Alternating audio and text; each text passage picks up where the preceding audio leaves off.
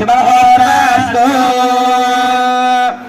ఇప్పుడు ఈ యొక్క రక్షా సూత్రం జరిగిన తర్వాత మండపావాహన. మండపావాహన అంటే ఆ స్టేజ్ మీద తెల్ల తువ్వాలు వేశారు, బియ్యం వేశారు, కలసి పెట్టారు.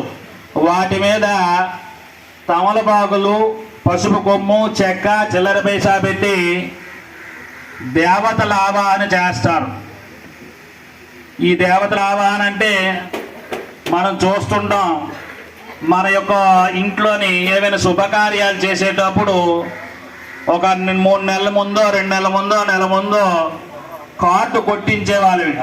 గృహప్రవేశమనో, లేకపోతే వివాహం అనో, లేకపోతే పిల్లలకి నామకరణ మహోత్సవం చేస్తున్నాం అని కార్డు కొట్టించి భార్యాభర్తలు ఇద్దరు కూడా చిన్న కుంకుమ బయట పట్టుకొని బయలుదేరి వాళ్ళకి కావలసిన చుట్టాలు, బంధువులు, ఇరుగు పొరుగు, స్నేహితులకి బొట్టు పెట్టి మరి ఫలానా రోజున ఈ యొక్క వివాహం కానీ, గృహప్రవేశం కానీ, నామకరణ మహోత్సవం ఉయ్యాలలో పిల్లడికి వేస్తున్నా అని చెప్పి మీరు, మీ ఇంట్లో ఉండేవాళ్ళు, మీ కుటుంబం, మీ ఇంటికి వచ్చిన చుట్టాలు, బంధువులు అందరూ కూడా ఆ రోజు రండి, మమ్మల్ని ఆశీర్వదించండి అని చెప్పి పిలిచి వెళ్ళేవారు.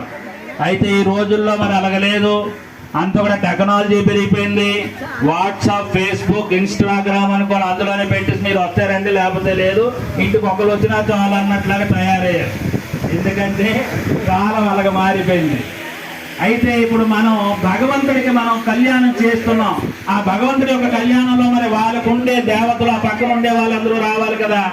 ఎవరు ఈ పక్కన ఉండేవాళ్ళు అంటే ఆదో పూజోగణాది ముందుగా దేవుణ్ణి మనం వినాయక స్వామి వారిని పూజ చేశాం. అంటే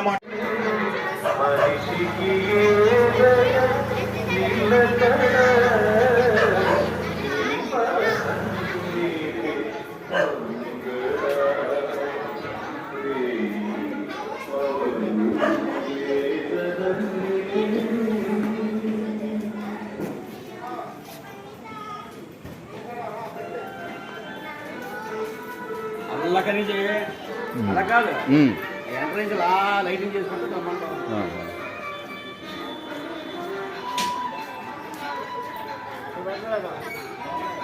తాళం తెస్తుంది.